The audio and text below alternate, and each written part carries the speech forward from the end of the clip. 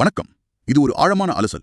இன்னைக்கு நாம ரோண்டா பயன் எழுதின உலக அளவுல ரொம்ப பேசப்பட்ட தி சீக்ரெட் புத்தகத்தோட சில முக்கியமான கருத்துக்களை பார்க்க போறோம். இது நிறைய பேரை கவர்ந்த ஒரு புத்தகம் இல்லையா?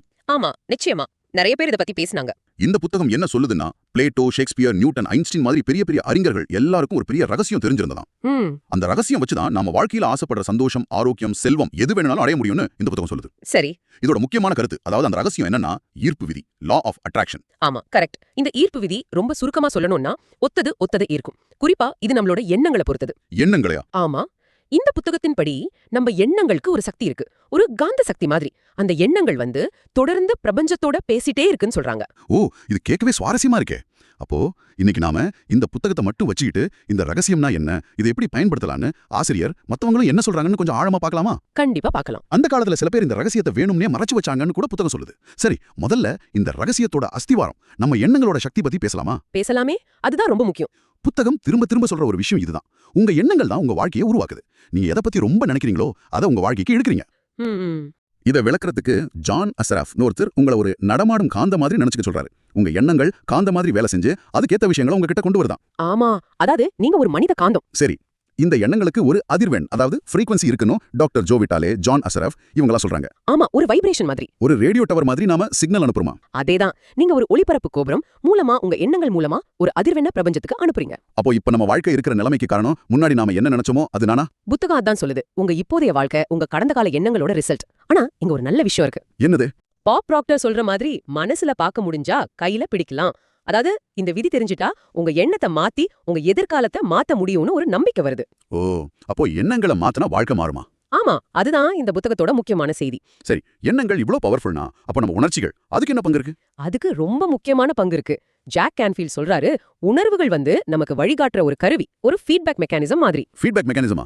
எப்படி? நீங்க அனுப்புற அந்த அதிர்வெண் சரியா இருக்கா இல்லையான்னு உங்க உணர்ச்சிகள் சொல்லும். நீங்க சந்தோஷமா, அன்பா, நன்றியோட ஃபீல் பண்ணா உங்க எண்ணங்கள் நீங்க விரும்புறதோட ஒத்து போகுது. நீங்க சரியான பாதையில, சரியான ஃப்ரீக்வன்சில இருக்கீங்கன்னு அர்த்தம். சரி.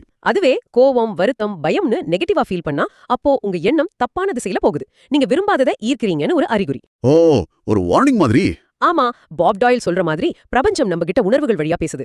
கெட்ட உணர்வுன்னா உங்க எண்ணத்தை மாத்துங்கன்னு சொல்ற மாதிரி. அப்போ நல்ல விஷயங்களை ஈர்க்கணும்னா நீங்க இப்ப நல்லா ஃபீல் பண்ணணும். அதுதான் விஷயம். மார்சி ஷிமோவ், பாப் டாயில் இவங்க கேக்குற மாதிரி நான் இப்ப எதை ஈர்க்கிறேன், நான் எப்படி உணர்றேன்னு உங்களையே கேட்டுக்கணும். ஆனா சட்டுல மனசை மாத்துறது கஷ்டமாச்சே. அதுக்குதான் பாப் ப்ராக்டர் இரசிய மாற்றிகள், அதாவது சீக்ரெட் ஷிஃப்டர்ஸ்னு சில வழிகள் சொல்றார். சீக்ரெட் ஷிஃப்டர்ஸா? அது என்ன? உங்களுக்கு பிடிச்ச பாட்டு கேட்கறது, நல்ல நினைவுகளை யோசிக்கிறது, உங்களுக்கு பிடிச்சவங்களை நினைக்கிறது, இல்ல இயற்கையை ரசிக்கிறது, இப்படி உங்க மூட உடனே மாத்தி நல்லா ஃபீல் பண்ண வைக்கிற விஷயங்கள். ஓ, இது நல்ல ஐடியாவா இருக்கே. சரி, அப்போ எண்ணத்தை சரியா வச்சு நல்லா ஃபீல் பண்ணா நாம நினைச்சதை அடையலாம். இதை செய்யறதுக்கு ஏதாவது ஸ்டெப்ஸ் இருக்கா? இருக்கு. புத்தகம் ஒரு 3 ஸ்டெப் ப்ராசஸ் சொல்லுது. அலாவுதீன் பூதம் மாதிரி. அலாவுதீன் பூதமா?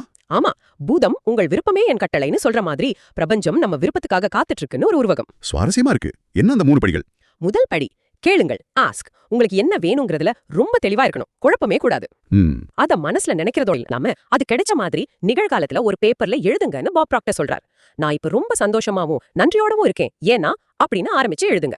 ஓ, ஒரு தடவை கேட்டா போதுமா?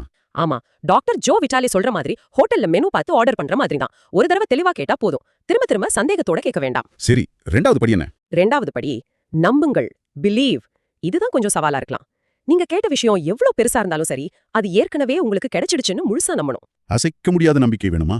ஆமா, லிசா நிக்கோல்ஸ் சொல்ற மாதிரி அதை நீங்க பெத்துக்கிட்டதா உணரணும். அது கிடைச்சா எப்படி ஃபீல் பண்ணுவீங்களோ அப்படி இப்பவே ஃபீல் பண்ணுங்க. கிடைச்ச மாதிரியே நடந்துக்கணுமா? ஆமா, அப்படி பேசுங்க, அப்படி யோசிங்க. ராபர்ட் காலியர் சொல்ற மாதிரி பிரபஞ்சம் ஒரு கண்ணாடி, உங்க நம்பிக்கைய அப்படியே காட்டும். ஒரு குழந்தை மாதிரி பாவனை பண்ணுங்க. ஆனா அது எப்படி நடக்கும்னு தெரியலையே. அத பத்தி கவலைப்படாதீங்க. அந்த எப்படிங்கிறது பிரபஞ்சத்தோட வேலை, உங்க வேலை இல்லைன்னு பாப் ப்ராக்டரும் டாக்டர் ஜோ விட்டாலியும் சொல்றாங்க. நீங்க நம்பினா மட்டும் போதும். சரி, மூணாவது படி? மூணாவது படி பெற்றுக்கொள்ளுங்கள், ரிசீவ். நீங்க கேட்டத, நம்புனத வாங்கிக்க தயாராகணும்.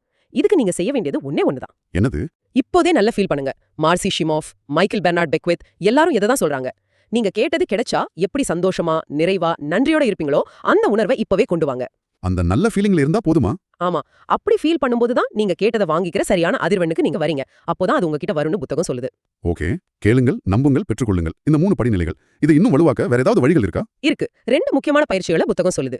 1, நன்றி உணர்வு, கிராட்டிடியூட். நன்றி உணர்வா? ஆமா, டாக்டர் ஜோ விட்டாலே, டாக்டர் ஜான் டி மார்டினி மாதிரி நிறைய பேர் இதோட முக்கியத்துவத்தை சொல்றாங்க. நம்ம கிட்ட இல்லாதத பத்தியே நினைக்காம இருக்கிற விஷயங்களுக்கு மனசார நன்றி சொல்றது. ஆமா, அது முக்கியம் தான். இது உடனே உங்க மனநிலைய இல்லங்கிறதுல இருந்து இருக்குங்கிற நிறைவுக்கு மாத்தும். ரொம்ப சக்தி வாய்ந்தது. இது எப்படி பண்றது? தினமும் நீங்க நன்றியா உணர்ற சில விஷயங்களை ஒரு நோட்ல எழுதலாம். இல்ல ஜேம்ஸ் ரே மாதிரி காலையில எந்திரிச்சதும் அந்த நாளுக்காக உங்ககிட்ட இருக்கிறதுக்காக நன்றி சொல்லலாம். லீ ப்ரோவர்னு ஒருத்தர் ஒரு நன்றி உணர்வு கல் கிராட்டிடியூட் ராக் யூஸ் பண்றாராம். பாக்கெட்ல ஒரு சின்ன கல்ல வச்சுக்குவாராம். கை பாக்கெட்டுக்கு போகும்போதெல்லாம் அந்த கல் தட்டுப்படும். அப்பெல்லாம் அவர் நன்றியோட நினைக்கிற எதையாவது ஒண்ணு யோசிப்பாராம். நல்ல டெக்னிக்கா இருக்கு. ஆமா, இன்னொரு சூப்பரான விஷயம், நீங்க ஆசைப்படுறது கிடைக்கிறதுக்கு முன்னாடியே அது கிடைச்ச மாதிரி நன்றி சொல்றது. இது உங்க நம்பிக்கையை இன்னும் அதிகமாக்கும். சரி, நன்றி உணர்வு. அடுத்த பயிற்சி என்ன? அது காட்சிப்படுத்துதல், விஷுவலைசேஷன், மனக்கண்ல பாக்குறது. விஷுவலைசேஷன். ஆமா, டாக்டர் டெனிஸ் வேட்லி ஒலிம்பிக் வீரர்கள் எப்படி ஜெயிக்கிற மாதிரி மெடல் வாங்குற மாதிரி மனசுல திரும்ப திரும்ப பார்க்க பயிற்சி எடுத்தாங்கன்னு சொல்றாரு. அது நிஜத்துல ஜெயிக்க உதவுச்சான். ஓ, மைண்ட் பவர். மைக் டூலி சொல்றாரு, நீங்க ஆசைப்படுறதோட கடைசி ரிசல்ட்ட மனசுல தெளிவா பாருங்க. ஆனா வெறும் படமா பார்த்தா பத்தாது. ஜாக் கேன்ஃபீல்ட் சொல்ற மாதிரி அது கூட பலமான உணர்ச்சியும் சேர்க்கணும். நீங்க அதை அடைஞ்சா எப்படி ஃபீல் பண்ணுவீங்களோ அந்த ஃபீலிங்க கொண்டு வரணும். ஃபீலிங்கோட பார்க்கணுமா? ஆமா. டாக்டர் ஜோ விட்டாலே, டாக்டர் ஜான் டிமார்டினி இன்னும் ஒரு படி மேல போய் அதை நிஜ அனுபவமா மாத்துங்கறாங்க. இப்போ நீங்க ஒரு புது கார் வேணும்னு நினைக்கிறீங்கன்னா, சும்மா காரை பார்க்காம அதோட ஸ்டியரிங்க பிடிக்கிற மாதிரி அந்த புது கார் வாசனை, இன்ஜின் சத்தம், ஓட்டிட்டு போற உணர்வு, இப்படி எல்லாத்தையும் சேர்த்து உயிரோட்டமா மனசுல பாருங்க.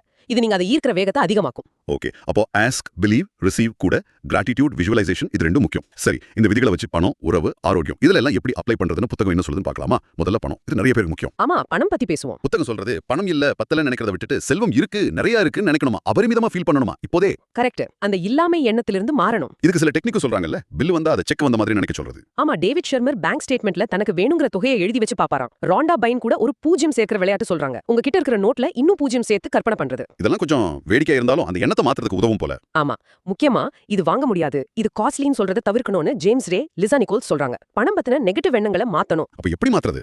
லாரெல் லாங்மாயர் சொல்ற மாதிரி பணம் என்கிட்ட ஈஸியாவும் அடிக்கடி வரும் அப்படிங்கிற மாதிரி பாசிட்டிவ் வாக்கியங்களே நம்பி சொல்லணும். அப்புறம் பணம் கொடுக்கும்போது தாராளமா சந்தோஷமா கொடுக்கணும், தியாகம் பண்ற மாதிரி இல்ல.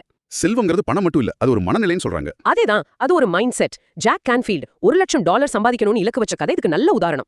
எப்படி சம்பாதிக்க போறேன்னு தெரியாமலேயே அதை அடைஞ்ச மாதிரி நம்பி ஒரு செக் எழுதி வச்சு அதையே ஃபீல் பண்ணி கடைசியில அதை விட அதிகமாவே சம்பாதிச்சாராம். சுவாரஸ்யமா இருக்கு. சரி, அடுத்ததா உறவுகள். நல்ல உறவுகளை ஈர்க்கிறது எப்படி? இதுக்கு முதல் படி உங்களை நீங்க முதல்ல புரிஞ்சுக்கணும், உங்களை நீங்க நேசிக்கணும்னு லிசா நிக்கோல்ஸ் சொல்றாங்க. நம்ம மேல நமக்கு அன்பு வேணுமா?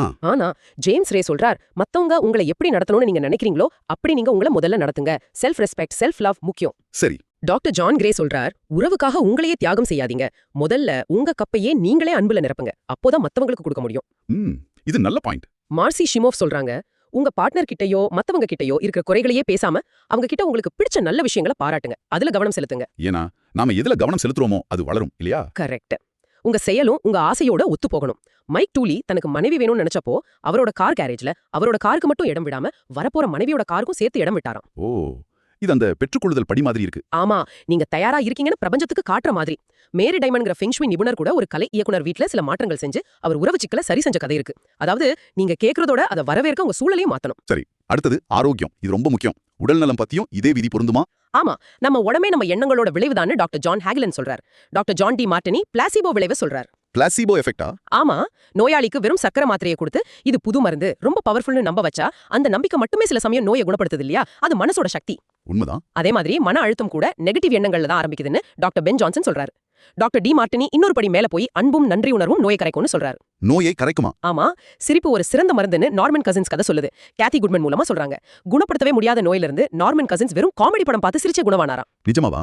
அப்போ பாப் டாக்டர் சொல்ற மாதிரி? ஆமா, நோய் பத்தியே நினைக்காம நீங்க எப்படி முழு ஆரோக்கியமா இருக்கணும்னு ஆசைப்படுறீங்களோ அந்த பெர்ஃபெக்ட் ஹெல்த் மேல கவனம் வைங்க. வயசாயிடுச்சுங்கிற எண்ணமே நம்மள முடக்குது, அதை விடுங்க. ரோண்டாபைன் கூட அவங்க பார்வை சரியானது பத்தி சொல்றாங்க இல்லையா? ஆமா, வயசாகிறதால பார்வை போகுதுங்கிறத நம்பாம தன்னால நல்லா பார்க்க முடியும்னு நம்பி கற்பனை செஞ்சு பார்வை திரும்பிடுச்சுன்னு சொல்றாங்க. கேத்தி குட்மன் கேன்சரையே வெறும் நம்பிக்கை, நன்றியுணர்வு, சிரிப்பு மூலமா சரி பண்ணதா சொல்றாங்க. மாரிஸ் குட்மன் கதை? ஆமா, தி மிரக்கிள் மேன். பிளேன் கிராஷ்ல உடம்பு செயலிழந்து வெறும் மன உறுதியாலையும் நம்பிக்கையாலையும் நடந்து வெளியே வந்த கதை. மனசோட சக்திக்கு இதெல்லாம் பெரிய உதாரணம். அப்ப இந்த ரகசியம் தனிநபருக்கு மட்டும் இல்ல, உலகத்துக்கும் பொருந்துமா? ஆமா, அதையும் புத்தகம் சொல்லுது. பாப் டாயில் கார்ல் யாங் சொன்னதை சொல்றார்.